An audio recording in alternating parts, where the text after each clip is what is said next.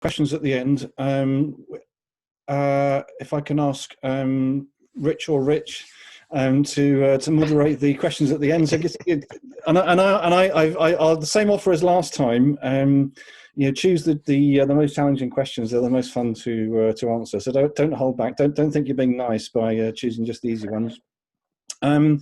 I won't generally take questions as we're going, but if you see if Rich or Sabrina, you see something that really does need to be answered straight away, then bring it to my attention, and we'll do that. So I should mention already, we'll do a couple of short breakouts over the course of this evening. So for those of you that were at my last one a few weeks ago, quite a similar format. Some things will be slightly repeated, but this is sort of 80–90% something new. So the talk is called Cleanish Strategy. And actually, same as last time, what's chat, because I'm not going to share slides. I just find it too depressing to spend the evening looking at a PowerPoint slide. I'd much rather look at people's faces. There'll be some of those will have links you can look up, at the time or in your own time if you save the chat. But yeah, I do have I have some notes, but not slides. So talk is called Cleanish Strategy. I'll explain the Cleanish bit towards the end. The strategy bit, I think, probably a fairly good idea about what that's about. And I'm just going to link it back to the little warm-up exercise you did. Asking about stories. So the stories that you put into chat were stories of things that you have recently enabled through the work you've done. Your work has met somebody's need, and that has enabled a user, a customer, or whoever to do something they weren't previously able to do. So what we're going to do now, when we're doing strategy, or the kind of strategy that we're going to talk about this evening, it's the same idea, but we're kind of climbing into our time machines now. What are the stories that we will be able to tell? Not the stories we're able to tell now based on past work, but what are the stories that we will be able to tell, when we've, made, progress on our strategy? What does that say about who we are, who our customers are?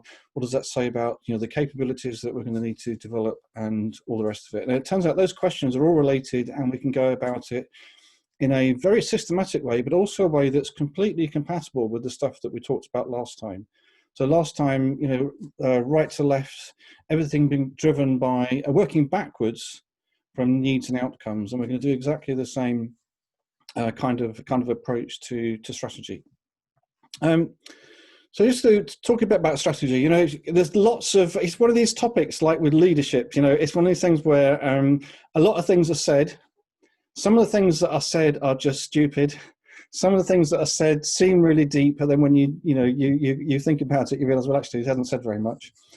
And also, some really great thinkers and writers on strategy have said things that, on the surface, seem almost to contradict each other.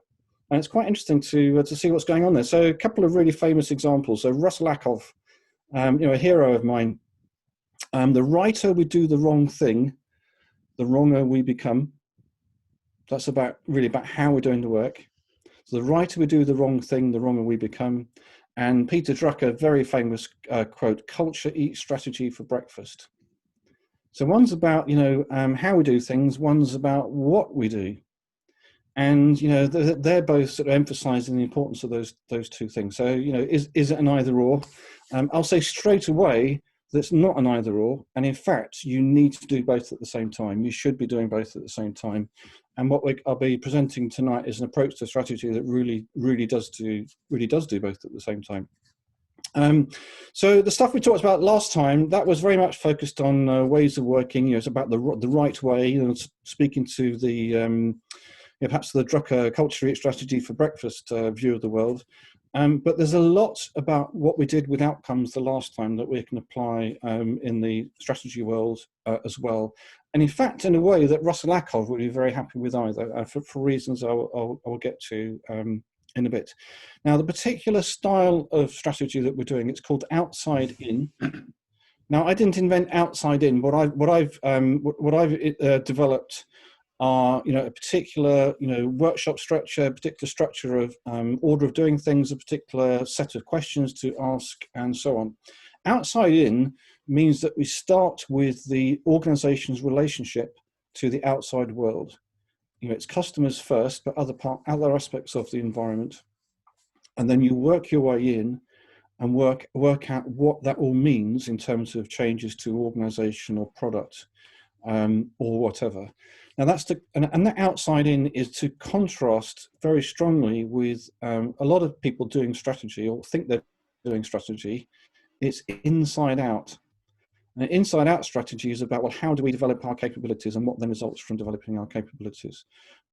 So people who are very stuck in a continuous improvement sort of mode, it can be very refreshing to take the complete opposite view, start from the outside and work your way inside. Turns out the tools of continuous improvement can be very useful. Again, something we'll come to later.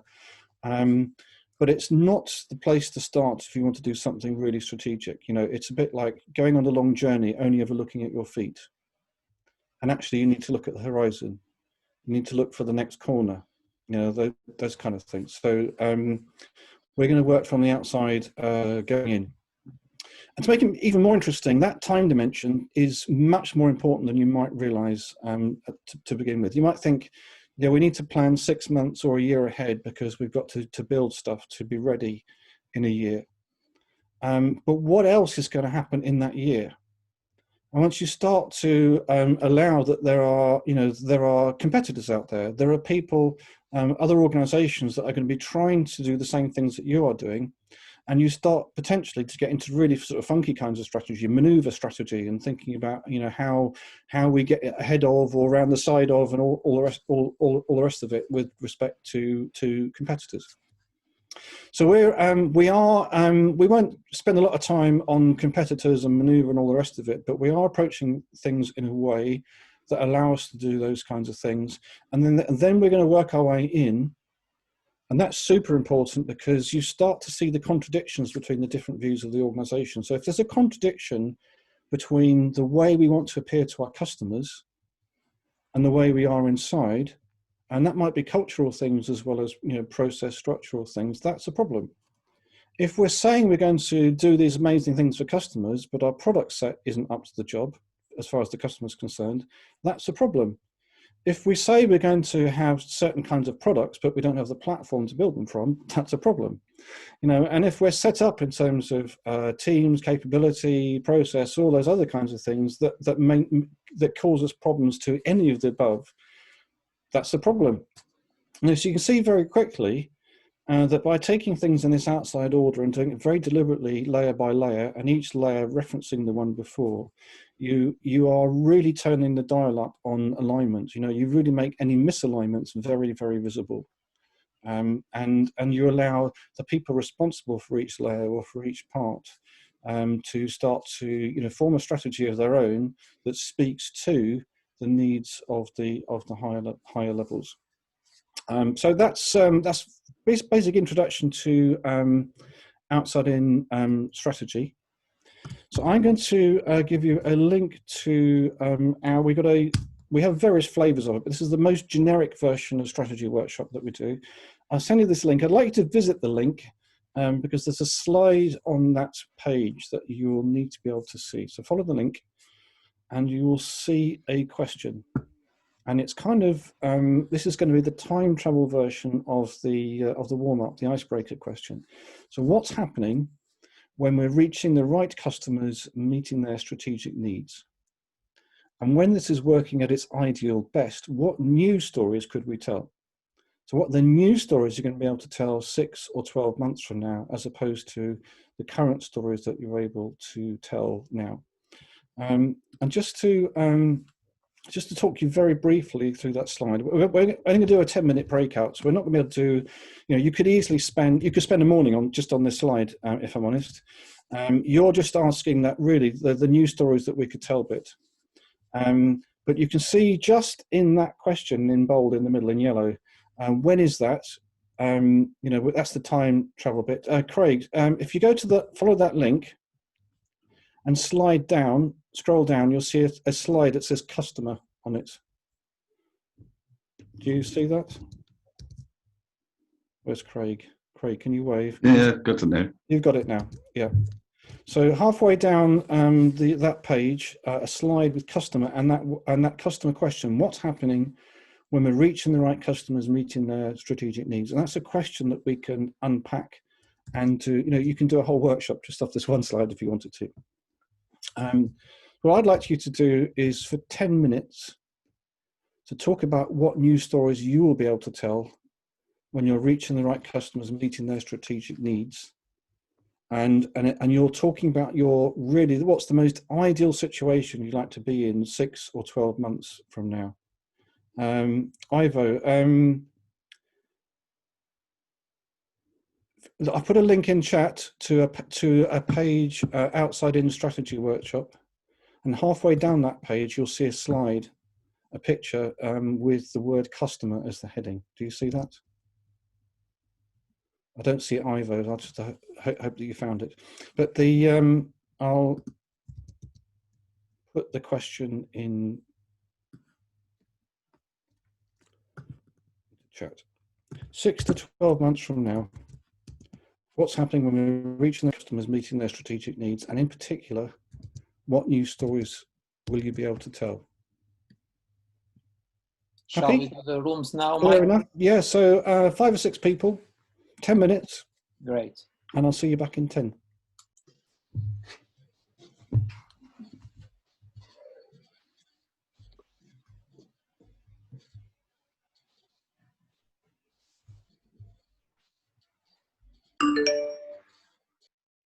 Oh, Sabrina, you're right. Darren has joined us.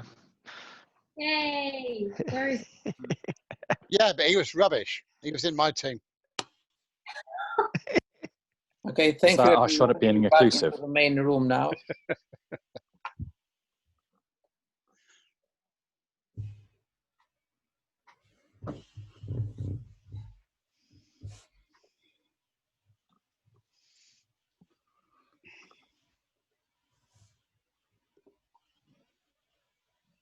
Okay, Mike, back to you.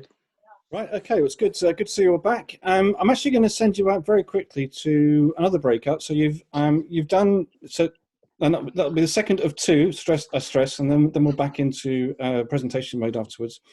You've thought about what stories you will be able to tell, when you've got things working at your ideal best for you. And we're going to do now, the breakout now is very similar to one you did the last time, but starting from a different ideal, starting from a different starting point. So what stops that? What gets in the way? What would you like to have happen with respect to the obstacles that you'll have just uncovered? Then what happens? And then what happens? So starting with your new ideal, your new stories, what stops that? You get some obstacles. What would you like to have happen that will turn those obstacles into an outcome? And then what happens? That will turn outcome to outcome. And then what happens again as many times as you like to ask that question and get more outcomes. So for those of you who like a bit of jargon, these are generative questions. And when you ask generative questions repeatedly, this is a generative process that's going to create as many outcomes, as many whatever that you want to create. And it's a classic trick of coaching and facilitation and organizational development to use these generative techniques, generative questions, generative processes, generative images, all the rest of it. So those are the 3 questions. Now I can't remember if you will see that chat when you're out in the breakout room. If you go to that link, the I do pattern link, now you may remember the I do pattern from last time. If you scroll down about halfway down, and just before facilitating I do, you'll see a list of 5 questions, and it's questions 3 to 5 on that list there. But what stops that? What gets in the way? What would you like to have happen?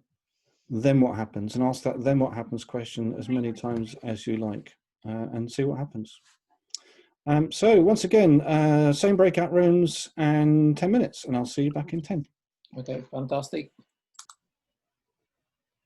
Okay, good to have you all back. So you've done your 2 breakouts now. You'll be relieved to know no more breakouts. A good thing or bad thing. You got me talking now. So I'll be another 10, 15 minutes. We'll leave a few minutes for questions at the end. So I'm just going to. I've put some stuff up in chat. I'm just going to give you sort of a bit of a tour of some of the tools that we use. So the first is what we call the outside-in strategy review template. And that's useful for a couple of reasons. And it kind of illustrates some of what you've done already and gives you an idea of where you can take it. So notice that it's a grid. It's got some questions down the side and it's got some columns across the top as well. So the questions down the side correspond to 5 layers: customer, organization, product, platform, and teams. So customer, what's happening when we're reaching the right customers, meeting their strategic needs? That's a question you're familiar with already. When we're meeting those strategic needs, what kind of organization are we? And that you could just take that as a question about culture, but you could take it as a question about structure, about relationships with other organizations that aren't customers, and so on. Lots of different ways that you can take that question. Through what products and services are we meeting those strategic needs? When we're that kind of organization meeting those strategic needs, delivering those products and services, what are the defining or critical capabilities that make it all possible? Deep breath for that one. And when we're achieving all of the above, what kinds of teams are we? So you see how it takes you from the outside into the middle, into like the heart of the organization, if you like. See also how the questions kind of build on the questions before. And this is where the Cleanish strategy bit comes in. What we try to do, we try to ask questions that make as few assumptions as possible. And if you remember the last session that we had when we were talking a bit about clean language and so on, we're really disciplined about assumptions. We try to ask questions that don't carry assumptions at all, if possible.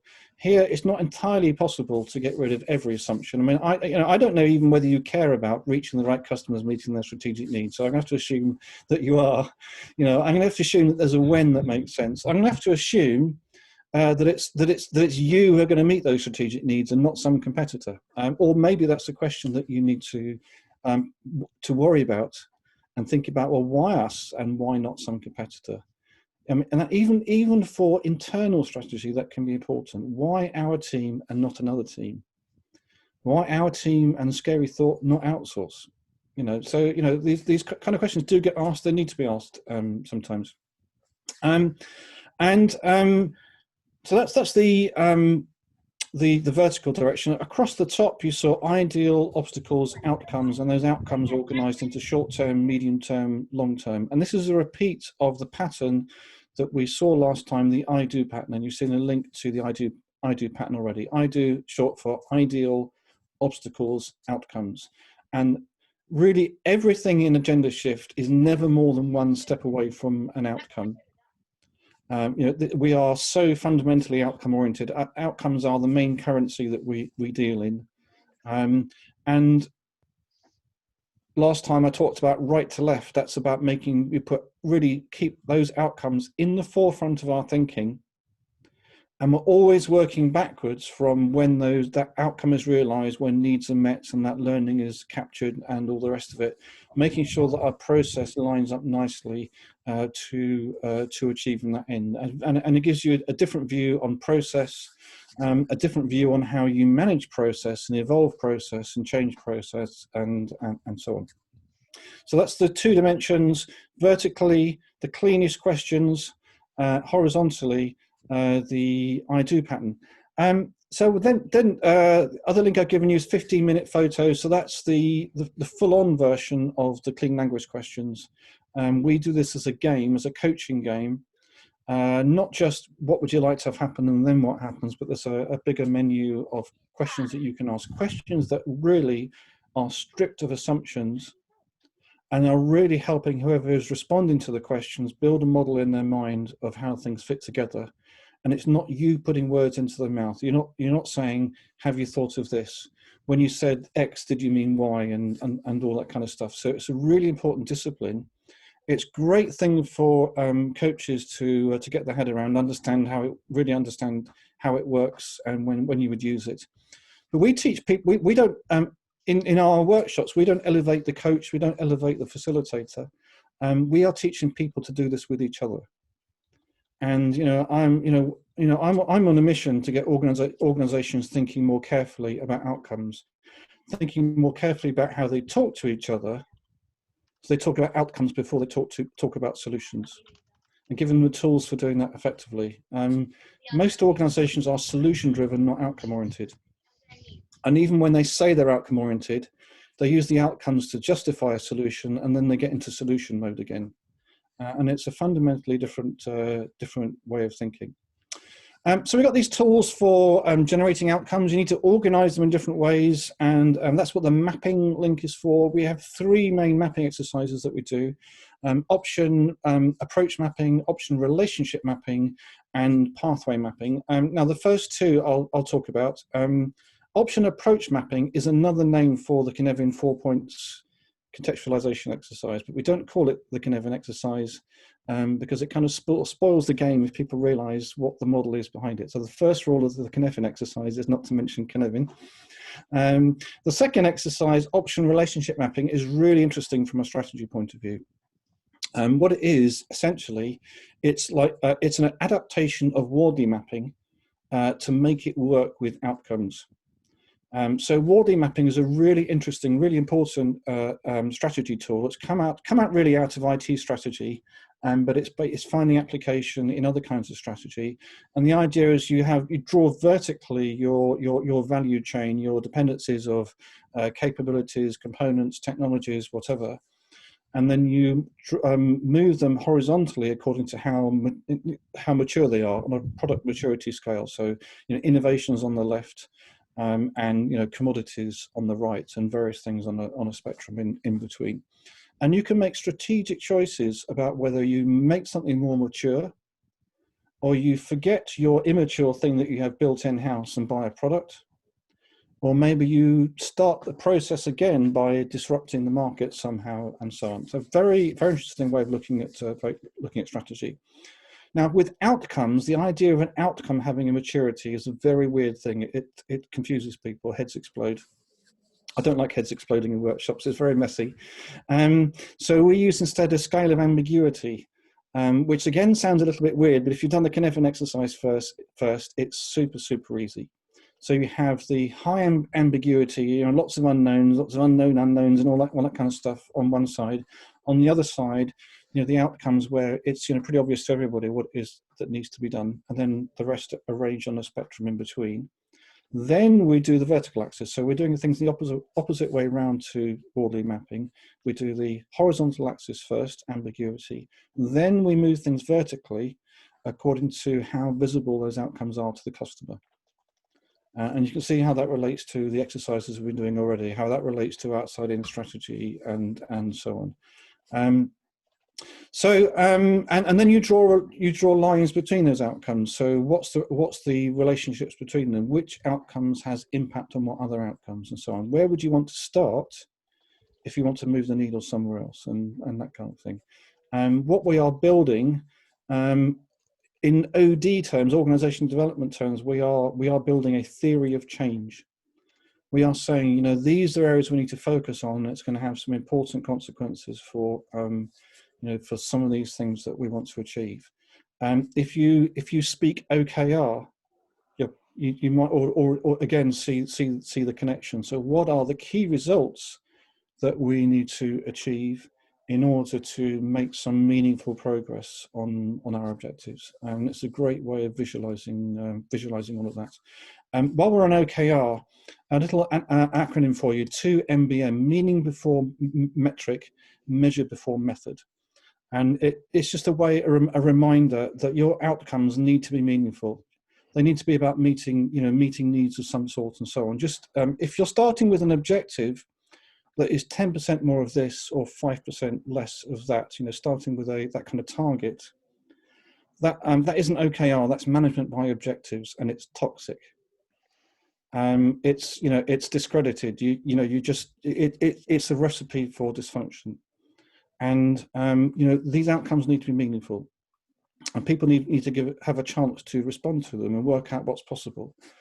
just trying to achieve a target without caring about how it's going to be achieved is a real recipe for disaster.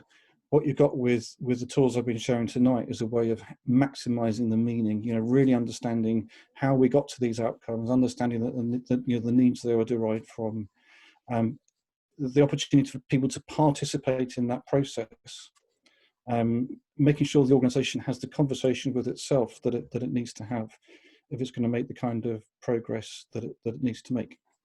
So that was mapping. Another nice little tool, our experiment A3 tools us an A3 template for capturing an experiment.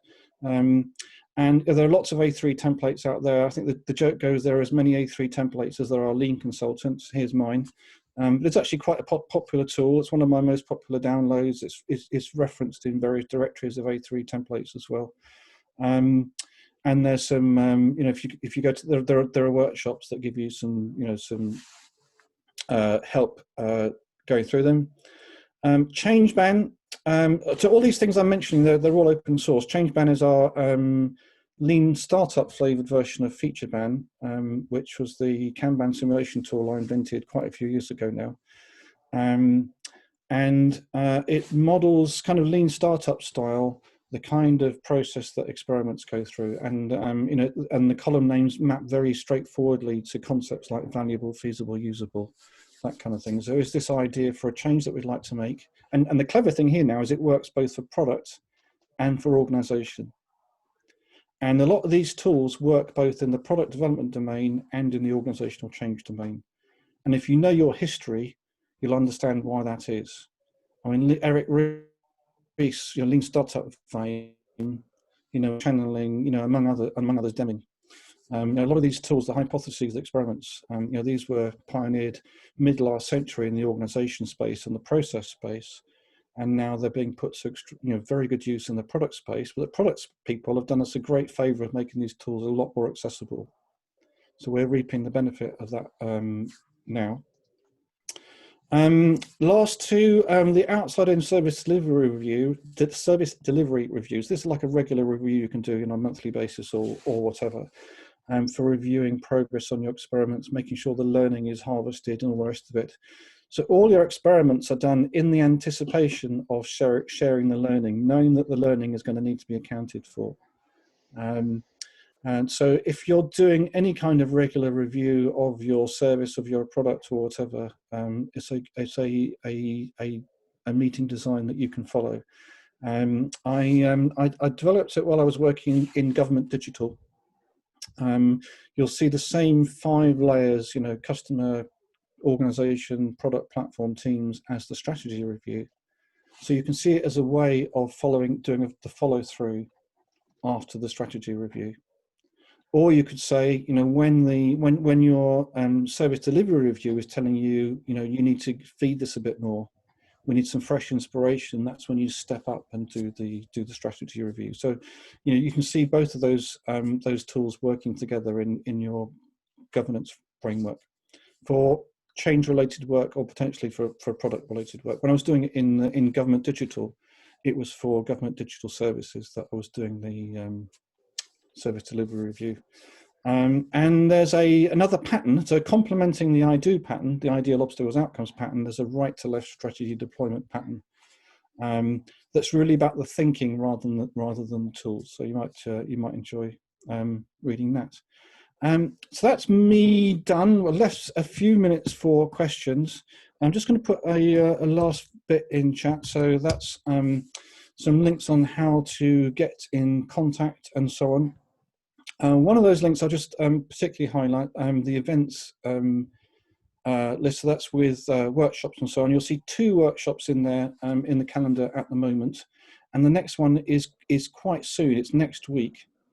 But that discount code I put there, MASTEC, in honour of this meetup, that'll give you 15% off either workshop. And that, I think, is it.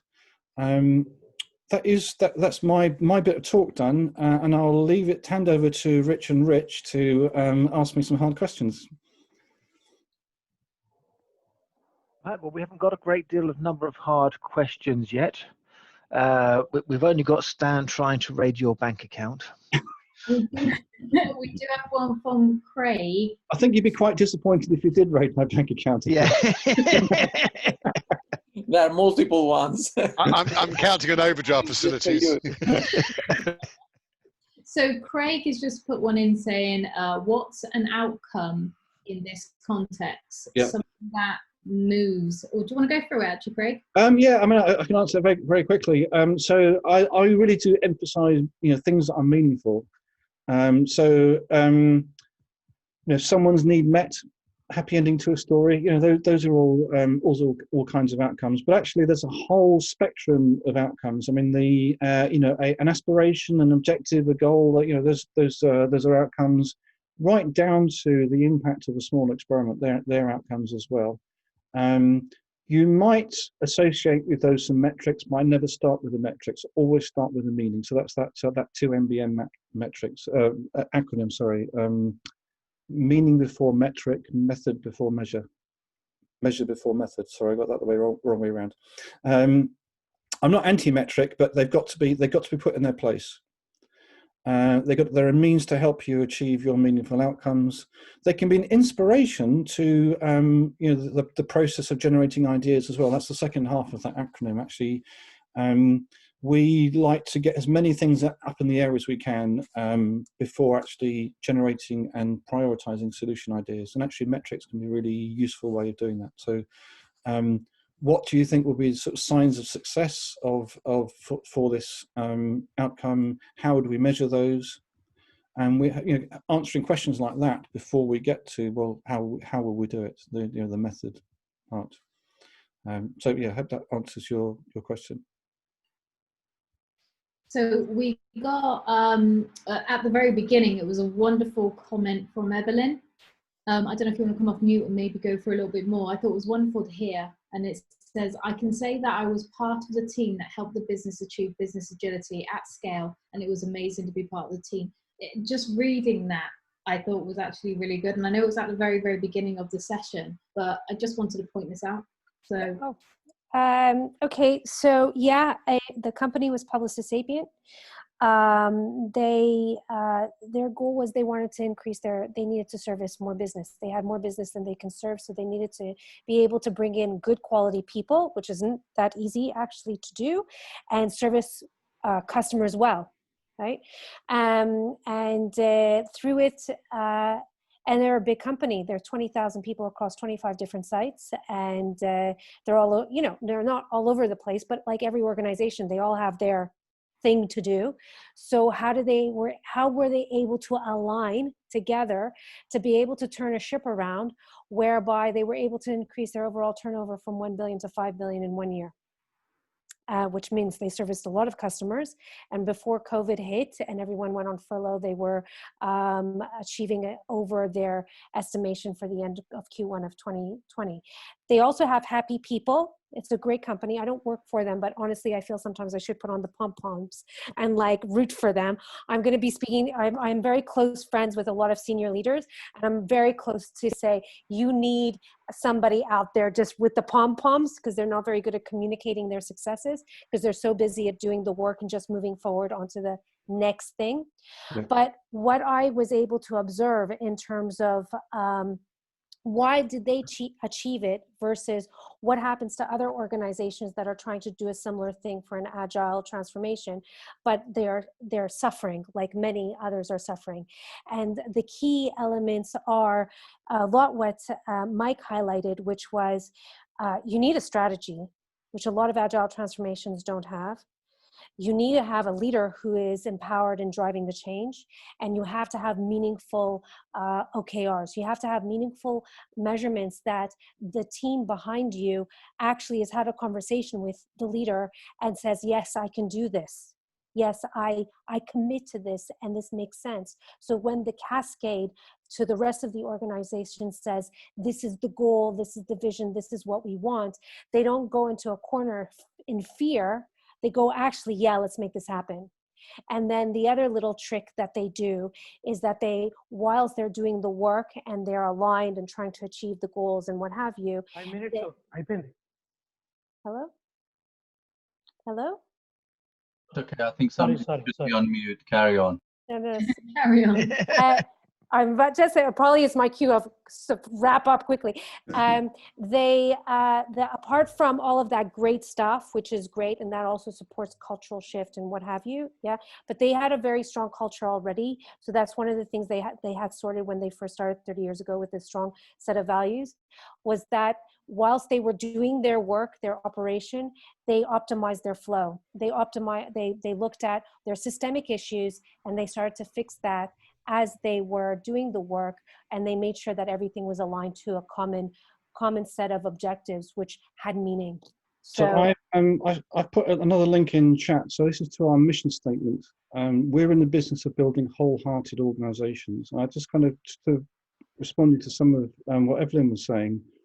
It often goes together that when you deliver something amazing, you have an amazing experience as a team as well.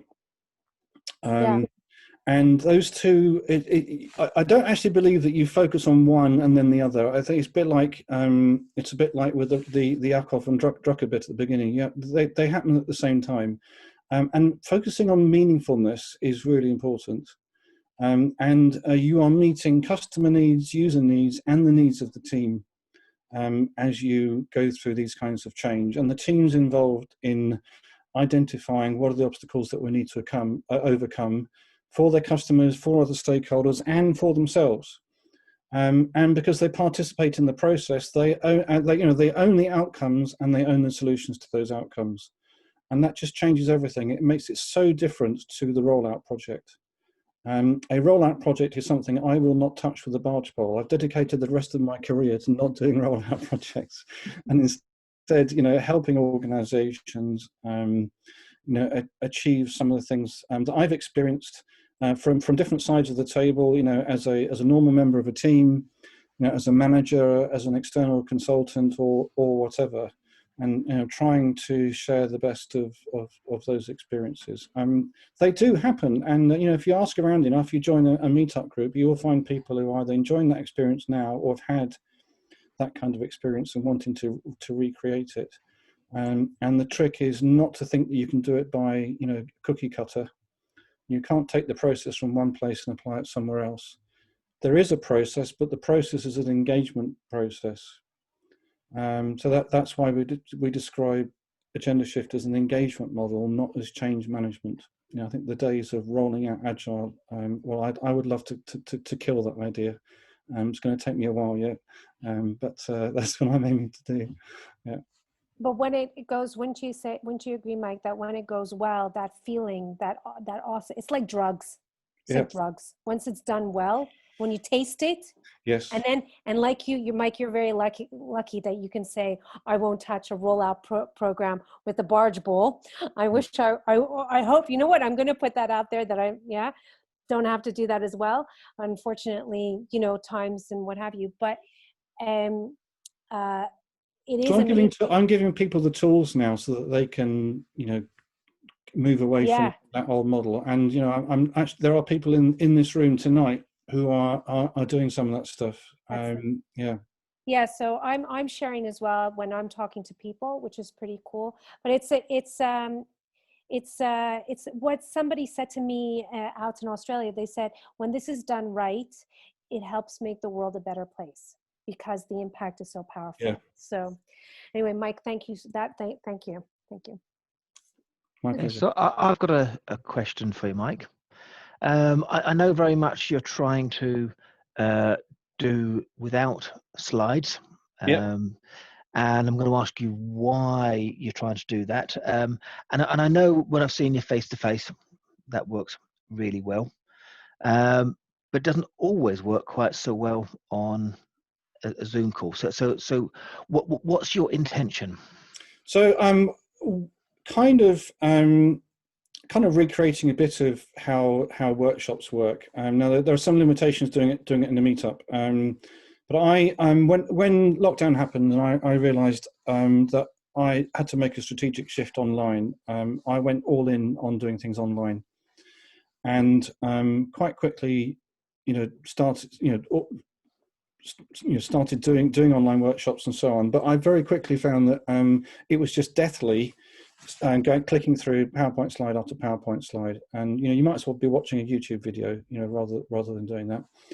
But it does leave a challenge which I didn't entirely solve today. When you send people off to their breakout rooms, well, what are they going to do? What materials are they going to work with? How will they know what they're supposed to be doing? So the way we work now is every breakout room has a Google Docs workbook normally that they're working through, or possibly a Miro board or something like that. And that's not feasible to set all that gear up for a meetup. But that's generally how we do it. We've had quite lots of practice at this now, and there are standard patterns that you get to know. Make sure the exercise is well set up. Maybe there's some practice to be done when you're all room. Make sure everyone's got all the materials that they need in their breakout rooms. Debrief the experience as well as the outputs afterwards, and that way people can reflect on what they've done. They learn more, but also it's really helpful to me as the facilitator to understand how well it worked for people. Now I realised today I went through particularly at the end, I went through quite a lot of stuff without the support of slides. That maybe slides would have been helpful to some people, but you've got a ton of links that you can look at in your own time, and probably in the long run it's more informative than slides would have been. If the format didn't work quite as well tonight as it did the last time, I apologise. Perhaps doing slightly harder material this time than last time. But I just want to assure you, I'm very committed to delivering as interactive an experience as I possibly can when I do stuff online. What you won't get from me is death by PowerPoint. Just won't do it. Thank you, Mike. Thank you, Mike. Has anyone got other questions? Well, Sabrina.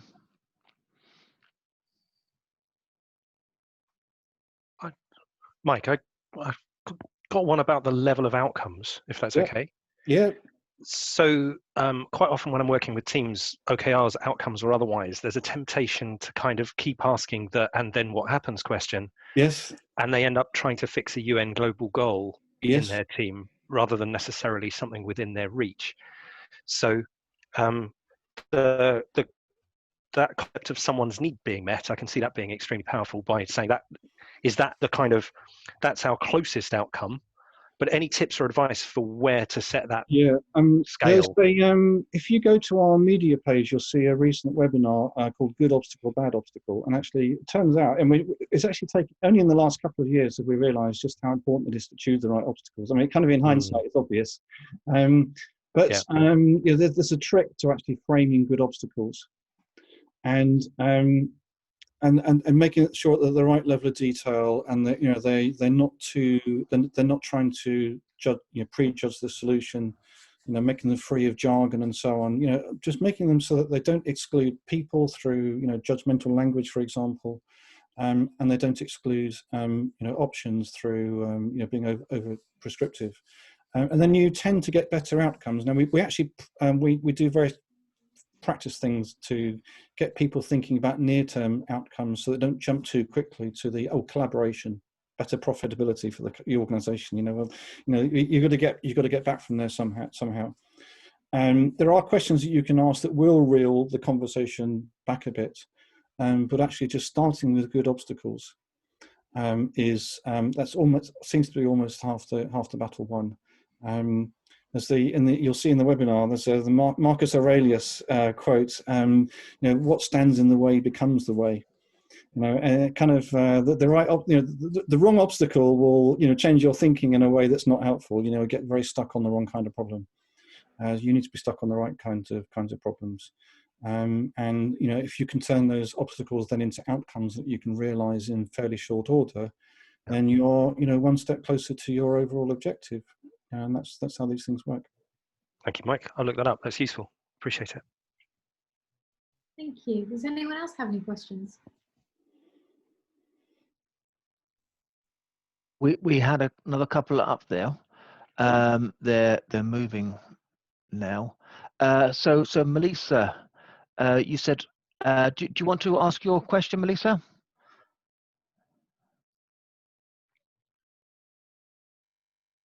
because Melissa's put, what are some good questions to ask when looking at a new hiring company to assess if they are outcome driven in this way? Oh, that's a really good question. When the second edition of the initiative book comes out early next year, and we'll kind of start with some of these questions, when and you get this when you're a consultant, meeting a company for the first time, a bit of introductions, and one of the questions you always want to be asking is, well, what are your challenges? Every consultant wants to ask their potential clients or actual client, well, what are your challenges? The challenge I set in the book is to get them to try and explain their challenges in words that don't describe the solution. If they're able to do that, then that certainly tells you something.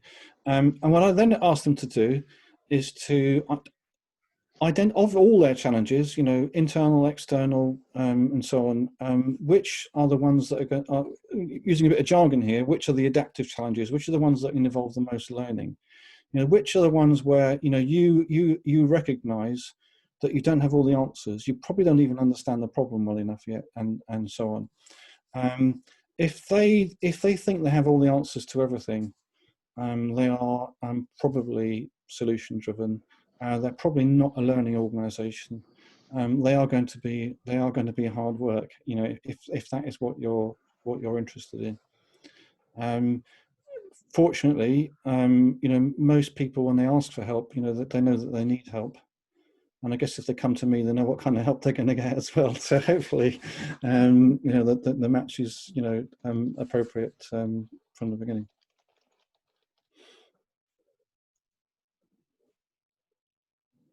Okay, I've got another question for you, Mike. What are you going to give to people? What's freebies you're going to offer? That's a good one. I like that. Oh, I actually missed it. Richard, you just out of the park. Absolutely. Come on, bring us a few freebies. Richard, can you repeat the question? Mike didn't. I completely missed it. I had an internet glitch just at the wrong moment.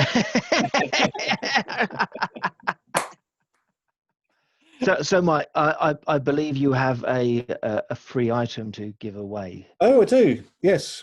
I think to participate, I should have thought about this before actually. But the item is a review copy of the Right to Left audiobook, same as we gave away the last time. Now I know I sent one to a colleague in Germany a few weeks ago, and they weren't able to redeem it. So it may only work for the UK. I don't know whether it will work for the US. So I think we're going to have to favour UK participants in this thing, which may actually which might scupper our Minesweeper idea, Richard. Well, no, it's okay, because I mean, what I was going to do is get people to again choose where they think the treasure is buried. Unless you want to do it some other way. Oh, yeah, okay. Everyone's doing Minesweeper. Yeah, that's good. Yeah, that's a good way of doing it. Yep. Okay. So if people want to go back to the Miro board that I shared earlier. Let me just copy the board link again. I've created another map on there, and I've hidden the first map. So all you can see on there now is some of the previous comments. So just below that, you've got a new map. Now, what I want you to say is, where in the world do you think Mike has hidden his treasure? And I know Mike has a script that he created last time for us, and he probably forgotten this time, which will randomly generate where that location is. So there's lots of activity. Like share your screen if possible, so people who are not there, we can see it as well. It's a good idea. So myself, Rich, and Richard, we are not allowed to participate. Yay! Stan as well. Ah. So Rich, when you start playing, you're not allowed. Yep,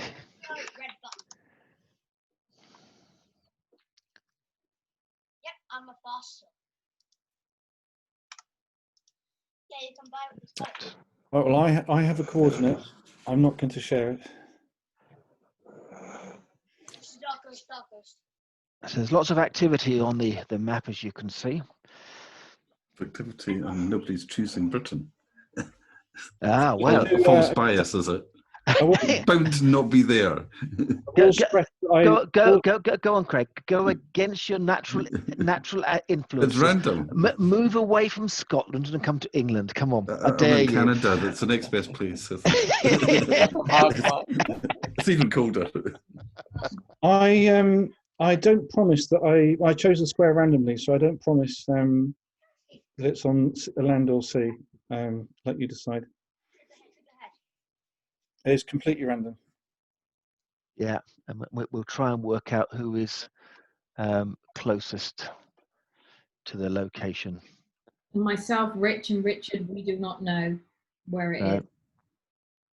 So don't try, bribing us. Bribing you? Yeah, that's not going to happen. That is not going to happen. Well, not from you, Stan. We know that one.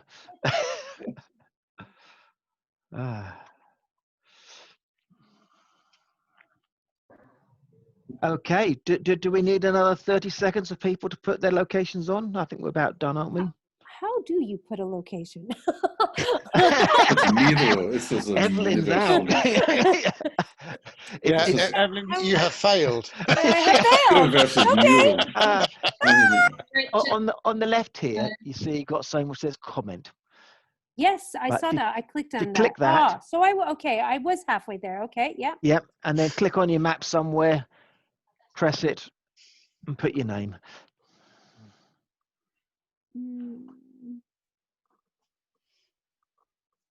No, it didn't work for some reason. Yeah. Miro, the first time you use it is confusing. The second time you use it is fantastic. Yeah, I've been using the tool, but not well versed yet in it. And the third time you use it, it's annoying because it's different to the last time. Yeah, they've done an update. The learning curve is learning the lock function. Once you've got the lock function, you're cracking. Yes, because otherwise everyone else moves it. The fact it's not being deleted is a good thing. Yeah. Okay. Right, Mike, do you wish to state where the location was? We're in the South Pacific. South Pacific. It is E16. So E16 down here. Hey. So E16 is here. Done. So therefore, across here in South. Oh wow! In the South Pacific as well. That's the Don McClellan. Oh, congratulations, Don. Well done. Congratulations. Thank you. So Don, do you want to quickly ping your email address to Mike in the chat? Yeah, sure. And if he doesn't get it, we'll have to contact you via Meetup or something. Yeah, I think we're connected. We'll be fine. Yeah. Or you can bring it all. I just remember that you can bring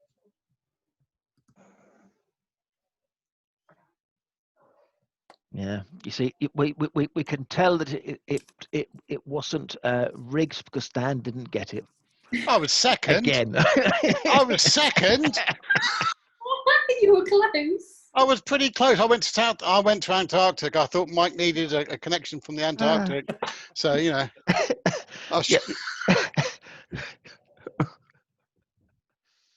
well, you see, Mike's waiting for you to finish the final chapter of the first edition of Agenda Shift, and then he might let you win.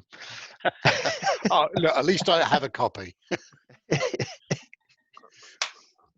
Oh, fantastic. Well, unless anyone else has any other questions, I think that's the end of the session today. Thank you very much for everybody joining. I hope you have enjoyed it. We are very blessed that we get the opportunity to spend time with Mike. Myself, Rich and Richard, who normally host this, and it's great that we've got our colleagues, Darren, Stan and Nick, that's actually joined us as well. They work for Maztec Consulting as well. So thank you very much for your time. If you ever got any questions, feel free to drop us a message on LinkedIn. We're quite friendly people.